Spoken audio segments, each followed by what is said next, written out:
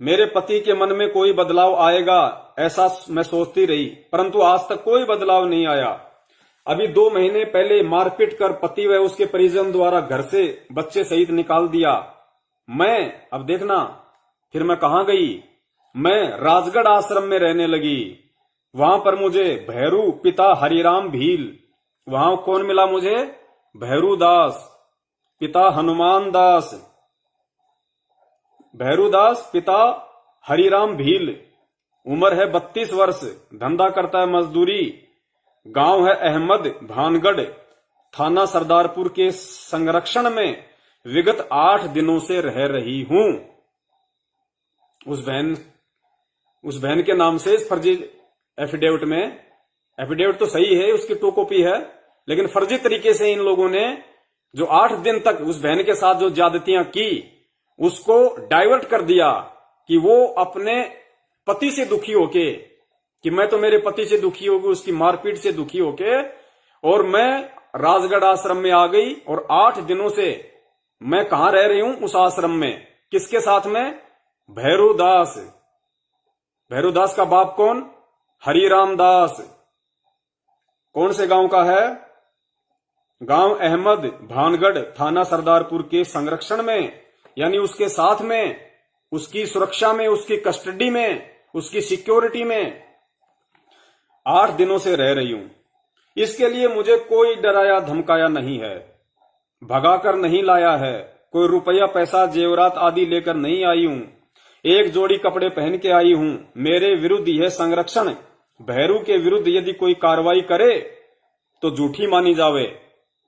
यानी इन गुरु गद्दार सतलोक आश्रम मैनेजमेंट हरियाणा वालों ने उस भैरू दास का, जिसने बहन के साथ में ज्यादतियां की, हो सकता है उन 2-4 नालायकों ने और भी की, वो सामूहिक रूप से अपने बचाव के लिए इस फर्जी नामदान केंद्र वालों ने, इन हरामखोरों ने, इन काल के एजेंटों ने अपने बचाव के लिए उस बहन की तरफ से एफिडेविट में ये लिखा कि मैं अपनी मर्जी से आई हूं, मैं अपने पति से दुखी थी, मारपीट करता था, और इस भैरू दास के खिलाफ, जिसने उस बहन के साथ में ज्यादतियां की, उसके खिलाफ कोई कानूनी कार्रवाई ना की जाए। पुण्यात्मा, आप में से अगर कोई लॉयर है, अगर कोई वकील भाई है, बहन है, ये अगर लाइव देख रहा है तो उनको तो अच्छे से पता होगा कि किस तरह की भाषा है। ऐसी भाषाएं हकीकत होती हैं या ऐसी भाषाएं अपने बचाव के लिए जानबूझ के लिखवाई जाती हैं। एक जोड़ी कपड़े पहन के आई हूं। मेरे विरुद्ध ये संरक्षण भैरू के विरुद्ध यदि कोई कार्रवाई करे तो झूठी मानी जावे। सपत्र पत्र तस्दीक करवा दिया है। दिनांक 5/3/2021। प्रार्थी आवेदक बहन का अंगूठा है और ये 50 रुपए का स्टाम्प पेपर पे लिखा इन्होंने। मैं शपथ पूर्वक सत्य कथन करती हूं। मेरा नाम भूरी, पिता भंगड़ा, जाति भील, आयु 28 वर्ष, धंधा मजदूरी, निवासी ग्राम जाली, नरवाली, थाना कुक्षी, तहसील कुक्षी, जिला धार। अब ध्यान से सुनना दूसरे शपथ पत्र को, फिर आपको पूरी राम कहानी समझ में आ जाएगी कि ये कितना फर्जी तरीके से अपने बचाव के लिए और आगामी भविष्य में, आगामी समय में उस बहन का परिवार, बहन का ससुराल पक्ष और वो बहन हमारे इस कुकर्म के खिलाफ कोई ठोस कदम ना उठा सके, कानूनी कार्रवाई ना कर सके, उसके लिए किस तरीके से अपने बचाव में इन्होंने ये भाषा लिखी है, देखिएगा।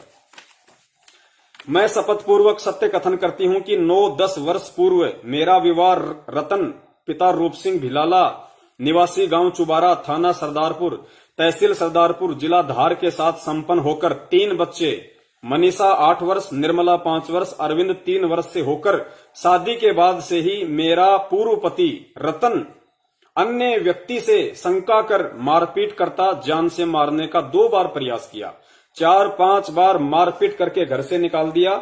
मेरे माता पिता समझौता करके भेजते रहे, परंतु बच्चों के साथ मारपीट करता, पढ़ाई लिखाई, खाना खर्चा, भरण पोषण की व्यवस्था नहीं करता। ये सब कुछ सहन करती रही। न्यायालय में कोई भी कार्यवाही नहीं की कि मेरे पति के मन में कभी बदलाव आएगा, परंतु रतन के मन में कोई बदलाव नहीं आया। 2 महीने पहले मारपीट कर बच्चे सहित घर से निकाल दिया। तब मैं अपने पिता के घर आई और उसके पश्चात राजगढ़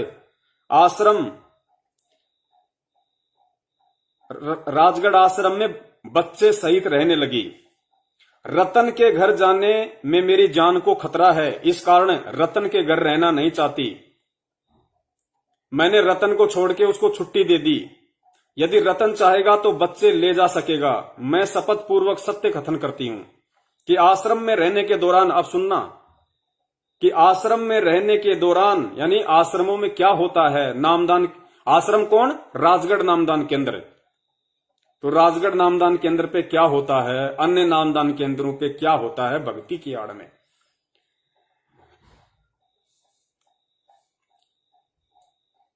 मैं शपथ पूर्वक सत्य कथन करती हूं कि आश्रम में रहने के दौरान, भगवान का भजन कीर्तन करने के दौरान मेरी मुलाकात भैरू पिता रतन भील, आयु 32 वर्ष, काम धंधा मजदूरी, निवासी ग्राम अहमद भानगढ़, थाना सरदारपुर, तहसील सरदारपुर, जिला धार से मुलाकात हुई। यानी 3 बच्चों की मां, और आश्रम में गई वहां पे राजगढ़ में और वहां पे रहने लगी। अब बताइए, वो जहां जिस नामदान केंद्र पे रात को कोई रहता नहीं, उस नामदान केंद्र पे ये रहने लगे। देखो इन्होंने कैसी भाषा लिखवाई है। जिला धार से मेरी मुलाकात हुई। मैंने अपने जीवन में घटित घटना के बारे में सारी बातें बताई। भैरू दास को उसने सारी बातें बताई कि ऐसे ऐसे मेरा पति है, मेरे साथ मारपीट करता है, मैं बहुत दुखी हूं, मैं भक्ति करना चाहती हूं। एवं भैरू ने अपने जीवन की सारी बातें बताई और उधर से भैरू ने भी अपने जीवन की सारी बातें बताई, अपनी पूरी जीवन लीला खोल के रख दी। क्या क्या जीवन लीला? भैरू जी पहले से शादीशुदा है, उनकी भी 2 संतान हैं। यानी जो भैरू है उसके भी 2 बच्चे हैं, पहले से शादीशुदा है। और ये सारी परिस्थितियां देखने के बाद भी मैं भूरी पिता भंगड़ा ने भैरू पिता हरिराम भील के संरक्षण में जाना तय किया। भैरू के संरक्षण में विगत 8 दिन से रह रही हूं। मैं भैरू से प्रेम करती हूं, भैरू भी मुझे प्रेम करता है। अब देखो, बहन की तो पूरी स्टोरी इन्होंने बता दी मनगढ़ंत तरीके से कि उसका पति मारता था, पीटता था, घर से भगा दिया, खाना पीना नहीं देता था, भरण पोषण नहीं करता था, इसलिए मैं अपने पति से दुखी हूं। और पति से दुखी होकर मैं राजगढ़ आश्रम में आ गई। वहां मेरी मुलाकात भैरू दास से हुई और मुझे लगा कि भैरू दास से मुझे प्यार करना चाहिए, वो मेरा संरक्षण करेगा, मेरी सिक्योरिटी करेगा, मुझे अपनी मलिका बना के रखेगा। और मैं ये बताती हूं कि भैरू दास भी शादीशुदा है, उसके भी 2 बच्चे हैं। मैं भैरू से प्रेम करती हूं, भैरू भी मुझे प्रेम करता है। मुझे पूर्ण विश्वास है कि भैरू अपने संरक्षण में रखकर कोई दुख तकलीफ नहीं देगा।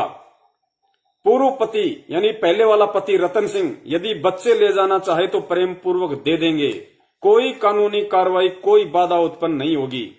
इस कारण आज मैं स्वयं भैरू को साथ में लेकर न्यायालय परिसर में उपस्थित होकर अपना संरक्षण का शपथ पत्र तस्दीक करवाकर नोटरी महोदय के समक्ष बयान दे रही हूं। पुण्यात्माओं, अब देख लो आप, ये राम कहानी है। मतलब बहन का जो पक्ष है वो पूरा लिख दिया गया। एफिडेविट भी बहन के नाम से लिखा गया। भैरू का कोई एफिडेविट नहीं है कि मैं भैरू दास, पिता हरिराम दास, गांव अहमदनगर, मानगढ़, सरदारपुर, मैं अपनी औरत से दुखी हूं। मेरी औरत जो है वो कुचरित्रनी है, वो कुलक्षणी है, उसके संबंध बहुत सारे लोगों के साथ में है, रात को गायब हो जाती है, सुबह आती है, पता नहीं पूरी रात क्या करती है। मैं उससे दुखी हूं, मैं अपने बच्चों को छोड़ रहा हूं, अपनी औरत को छोड़ रहा हूं, और मैं राजगढ़ आश्रम में रहता हूं। वहां पे एक भूरी दासी आई, मेरे को उससे प्यार हो गया और मुझे लगा कि जो प्यार मेरी औरत मुझे नहीं दे सकी वो प्यार मुझे भूरी दासी देगी। और मैं अपने होशो हवास में इस एफिडेविट पे लिख रहा हूं कि भूरी दासी के संरक्षण में मैं सुखी रहूंगा, मैं खुश रहूंगा, मैं इसका पालन पोषण करूंगा। क्यों भाई, एक तरफा बयान क्यों?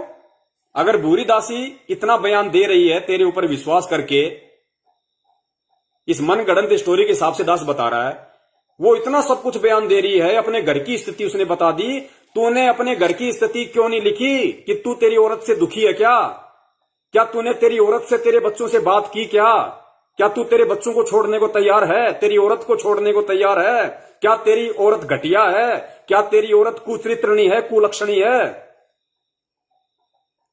अपनी तरफ से कुछ नहीं लिखा, ना इस एफिडेविट पे अपना कोई साइन, कोई सिग्नेचर, किसी प्रकार का कोई लेन देन नहीं, ना कोई गवाह। बस 8 दिन तक उस बेचारी अबला के साथ में बलात्कार किया, अपनी हवस पूरी की, और जब लगा कि मामला बिगड़ेगा तो उसके बाद में बेचारी को उसके बच्चों को जान से मारने की धमकी देके उस अनपढ़ औरत को और किसी भी वकील को, नोटेरी वाले को 1500 रुपए देके रिश्वत के, और ये लिखवा लिया झूठा, ये प्रगति पत्र, ये समाधि पत्र लिखवा लिया पूरा। पुण्यात्माओं, ये है घटना। इस एफिडेविट की लिंक ऊपर मैसेज में है, आप जी ढंग से पढ़ लेना, बिल्कुल साफ है। आप भी विचार करना, कोई वकील हो तो वो भी देख ले आंख कान खोल के, क्या स्थिति है, क्या स्थिति नहीं है। और जो संगत देख रही है इस वीडियो को, आंख कान अच्छे से खोल ले, परमात्मा धरती पे है, ये अंतिम मौका समझ लेना। क्षमा नहीं करेगा परमेश्वर, क्षमा नहीं करेंगे ना संगत का, भाई बहनों का तमाशा बनाने वालों का, और ना ही ये तमाशा देखने वालों का। ये सबके ऊपर भारी पड़ने वाला है, ध्यान रख लेना, सबके ऊपर भारी पड़ेगा। ये जो लोग आंखों पे धृतराष्ट्र की तरह काली पट्टी बांध के बैठे हैं, जानबूझ के सच्चाई से परिचित होके अंधे मूर्ख बने बैठे हैं, ध्यान रख लेना, बक्कल उतरेगा आने वाले समय में। परमात्मा एक का भी रक्षा नहीं करेगा, एक का भी बचाव नहीं करेगा, ध्यान रख लियो। कहर टूटेगा, परमेश्वर का कहर। व्यभिचार इन सतलोक आश्रम मैनेजमेंट हरियाणा वालों में, व्यभिचार इन सतलोक आश्रम मैनेजमेंट हरियाणा के फर्जी नामदान केंद्रों पे, इनके कोऑर्डिनेटरों में सीमा पार कर गया है, सीमा। ये कोई नई घटना नहीं है जो दास आपको बता रहा है, नई घटना नहीं है। आज से 5 महीने पहले, लगभग 5-6 महीने पहले, आप सबको अच्छे से पता है, दिल्ली का उप कोऑर्डिनेटर बलवंत सिंह खुद शादीशुदा और एक भगत की नाबालिग लड़की को भगा के ले गया, साथ में संगत का 2,63,000 रुपया भी ले गया। उसके बाद में कुछ दिनों पहले, महीने भर पहले की बात है, आपने सतलोक आश्रम मैनेजमेंट हरियाणा का पीला पर्चा देखा होगा, जिसमें था कि हिसार का जगबीर सिंह, जो हिसार जेल में था, और पहले मैनेजमेंट वालों ने उसके खिलाफ खूब प्रचार किया, संगत को मूर्ख बनाने के लिए, कि ये जेल में था, ये गुरुजी के पास में सेवा करता था, गुरुजी का खाना बनाता था, गुरुजी के पास से आया है। किसी को अगर कोई शंका हो कि ऑडियो गुरुजी के हैं या नहीं है, लेटर गुरुजी भेजते हैं या नहीं भेजते हैं, ये जगबीर दास का नंबर है, काला कलूटा सा है, डाकू जैसा, गुंडे टाइप की शकल वाला, कि ये उसका नंबर है, उससे बात कर लो। बहुत सारे लोगों ने बात की, आत्म संतुष्टि प्राप्त की कि हाँ बिल्कुल सही है, सत्सेवक तो बिल्कुल झूठे हैं, निरे घटिया इंसान हैं, झूठ बोलते हैं। देखो हमारा जगबीर भाई हिसार जेल से छुट्टी आया है, गुरुजी का खाना बनाता था, झूठ थोड़ी बोलेगा। वही जगबीर भगत की नाबालिग लड़की लेके 1 महीने पहले भग गया, 1 महीने पहले। और वही सतलोक आश्रम मैनेजमेंट हरियाणा, जो अपने जवाई की तरह 2 महीने पहले उसके सम्मान में कसीदे पढ़ा करता था, संगत में उसका मोबाइल नंबर प्रचार करता था कि ये जो कहेगा वो सच कहेगा, वही सतलोक आश्रम मैनेजमेंट हरियाणा उसके नाम का पीला पर्चा निकाल रहा कि हरामखोर व्यक्ति है, ये एक भगत की नाबालिग लड़की को लेके भग गया, अगर किसी भगत के घर पे आए तो इसको रुकने मत देना और तुरंत पुलिस को सूचना देके इसको पकड़ाओ। ये चरित्र है इनके। खुद महेंद्र भगोड़े का बेटा कौन, अमित, जिसने मुझदास को मां बहन की गालियां दी, ऑडियो आप सबने सुनी होगी, सारनामी अमित। काफी समय पहले बरवाला में रोड के बीच में उसको लोगों ने पटक के मारा था। मैटर क्या था? छेड़खानी का। खुद गुरुजी का लड़का, एक जो छोटा वाला भगोड़ा बनके बाहर घूम रहा है, बड़े वाला अंदर है जेल में।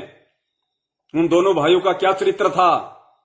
जब गुरुजी की तारीख थी 2016 में रोहतक में, तो गुरुजी का जो एक बॉडीगार्ड था संजय डाबोदा, जो फिलहाल पुलिस की पकड़ में आ चुका है, पहले वो भगोड़ा बन के घूम रहा था, संजय डाबोदा सतलोक आश्रम बरवाला में गुरुजी का बॉडीगार्ड था। जींद चौराहे पे, रोहतक के जींद चौराहे पे संजय डाबोदा ने, गुरुजी के बॉडीगार्ड ने, गुरुजी के छोटे लड़के के कान पे खींच के तमाचा मारा, अच्छे से धुलाई करी। रीजन क्या था? यही औरत का। तो पुण्यात्माओं, ये पूरा का पूरा जो खानदान है, ये पूरा का पूरा जो कुणबा है सतलोक आश्रम मैनेजमेंट हरियाणा, ये सारा का सारा काल का एजेंट है। सारे के सारे कुचरित्र हैं ये, एक का भी चरित्र सम्माननीय नहीं है, एक का भी। देशराज इनका बाप, वर्ल्ड कोऑर्डिनेटर, जो विदेश यात्राओं में रहता है संगत के दान पे। दास के साथ उसकी बातचीत हुई, 1.5 मिनट की ऑडियो मैंने संगत में वायरल भी कर रखी है, उसके नाम का विशेष वीडियो भी बना रखा है।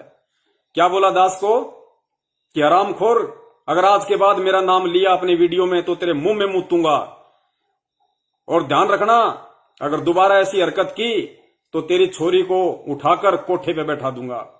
ये शब्द हैं इनके। परमेश्वर क्या कहते हैं? गोबर खाओगे तो गोबर जैसी बदबू आएगी, गुलाब जामुन खाओगे तो गुलाब जामुन जैसी डकार आएगी। तो ये लोग एक्चुअल में घटिया हैं। आप इनको ये ना समझो कि ये भगत हैं। परमेश्वर के ज्ञान से थोड़ा सा अंदर वाली आंखें खोलो, और इन भगत के भेष में जो भेड़िए हैं ये, इनको पहचानो। ये क्या नहीं करते। आज से 3 महीने पहले दास ने शाम के लगभग 4 या 5 बजे दास अपने फेसबुक पे अचानक से लाइव आया था, पीली टी शर्ट पहन के 10 मिनट के लिए, कि आज दास को अचानक से लाइव आना पड़ा। और दास ने क्या कहा था उस वीडियो में कि ये लोग रंडीबाज हैं, रंडीबाज। और संगत से दास ने कहा था कि सुधर जाओ, मान जाओ, वरना तुम्हारी बहन बेटियों को घर से बाहर निकाल निकाल के बाजार में बेचेंगे ये, गुरुजी का नाम ले लेके। और आज यही हुआ। उस समय तो आप लोगों को लगा नहीं, भगत ऐसा कभी कर ही नहीं सकता, भगत ऐसा कैसा कर देगा। आज तुम्हारी आंखों के सामने कर दिया, आंखों के सामने।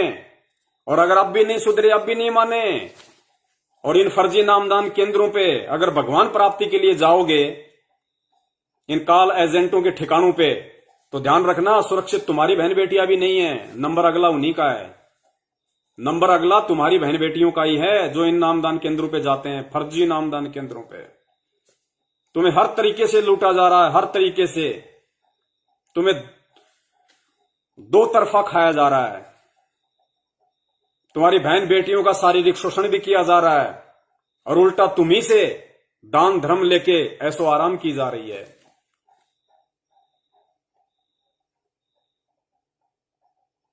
पुण्यात्माओं, समय हाथ से निकल जाएगा, कुछ नहीं बचेगा, कुछ नहीं बचेगा। अभी ये जितने भी नामदान केंद्र हैं, इन पे ऐसे कुकर्म क्यों हो रहे हैं? कोई एक घटना नहीं है, ये तो एक ऐसी घटना थी जो सामने आ गई। ऐसी तो ना जाने कितनी घटना घट चुकी हैं, कितनी बहनों को ये लोग अपनी हवस का शिकार बना चुके हैं। आपको एग्जाम्पल देता हूं, आपने इनके पीले पर्चे पढ़े होंगे बहुत सारे, कि सारी संगत को सूचित किया जाता है। इतने साल की एक बहन मध्य प्रदेश की हिसार तारीख पे आई थी, 4 दिन से लापता है। किसी भगत को संपर्क हो तो इन नंबरों पे सूचित करें। कहां जाती थी वो बहन, कहां गई, कौन पकड़ लेगा? ये पकड़ने वाले ये शैतान है, ये यही लोग, यही गुंडे लोग, यही काल के एजेंट। पता नहीं कितनी बहनें इनकी दरिंदगी का शिकार हुई, इनकी हवस का शिकार हुई। नेपाल की बहन बिंदिया 2016 में हिसार से गुरुजी के दर्शन, नेपाल से गुरुजी के दर्शन करने आई हिसार। सुबह 4 बजे हिसार के मटका चौक पे जो नर्सरी है, वहां पे उसको फांसी लगी हुई मिली, फांसी लगी हुई मिली उसको वहां पे। अरे नेपाल से कोई बहन अगर अपने गुरु के दर्शन के लिए हिसार आ रही है, और रात को होटल बुक करके होटल में रह रही है, और सुबह 4 बजे वो मटका चौक पे फांसी पे लटकी हुई मिलती है, और घुटने उसके जमीन पे टिक रहे हैं, घुटने जमीन पे टिक रहे हैं, छोटा सा पेड़ है, उसकी टहनी पे उसकी चुन्नी से फांसी लग रही है। ऐसे फांसी लगती है जिसके घुटने जमीन पे टिके होते हैं। किसने फांसी लगाई और क्या क्या करके फांसी लगाई होगी? इन्हीं तुम्हारे बड़े बड़े भक्तों ने, तुम्हारे भगत भाइयों ने, सतलोक आश्रम मैनेजमेंट हरियाणा के दरिंदों ने, गुंडों ने। सुधर जाओ भाई, सुधर जाओ। और सबसे बड़ा सबूत मैं तुम्हें बताता हूं, इसका सबसे बड़ा सबूत, आप लोगों को आज तक सतगुरु रामपाल जी महाराज जी के कोर्ट के बयानों की नकल क्यों नहीं दी जा रही? अरे 7 साल होने को आई, 7 साल। मूर्खो, इतना तो विचार करो। ये गुरु केवल अकेला उन दरिंदों का नहीं है, असल में ये गुरु तुम्हारा है। और इस गुरु पे जितना अधिकार तुम्हारा है उतना अधिकार मेरा है, उतना अधिकार सबका है, अगर कोई भगत है तो। और तुम 7 साल से अपने बाप के बयानों की फोटोकॉपी तक नहीं ले सके इनसे।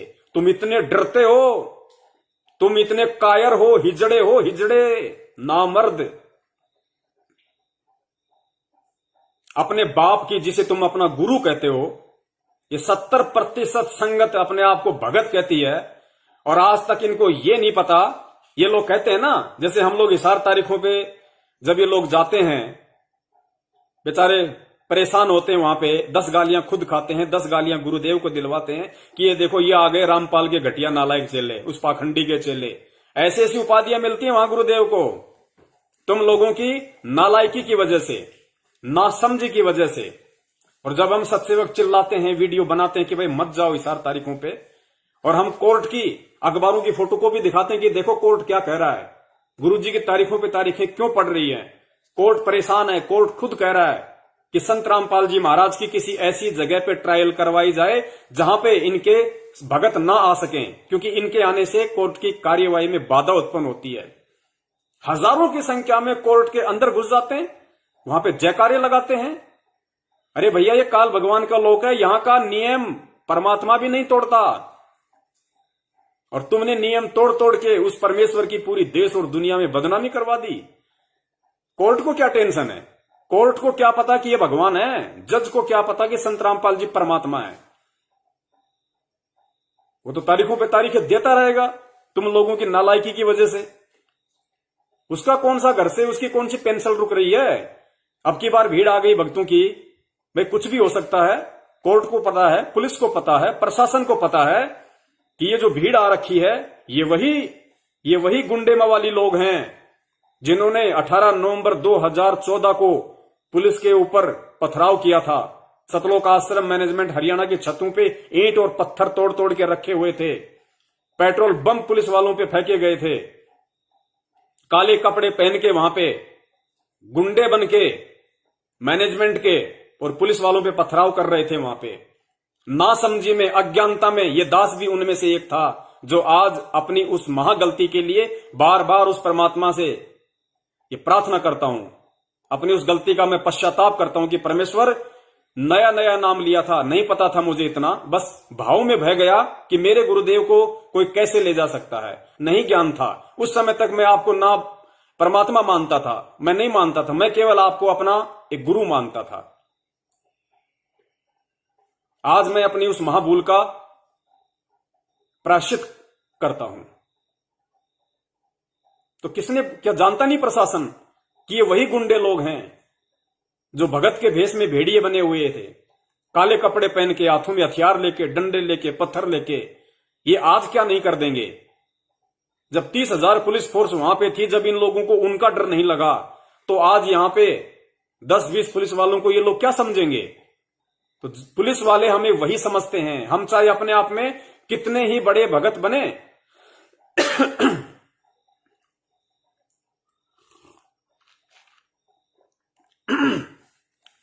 लेकिन उन लोगों की नजरों में आज भी हमारी औकात और हैसियत गुंडे मवाली से बढ़ के नहीं है, क्योंकि आज भी हम इशार तारीखों पे जा जाके वही सब कुछ प्रदर्शित कर रहे हैं जो हमने 2014 में किया था।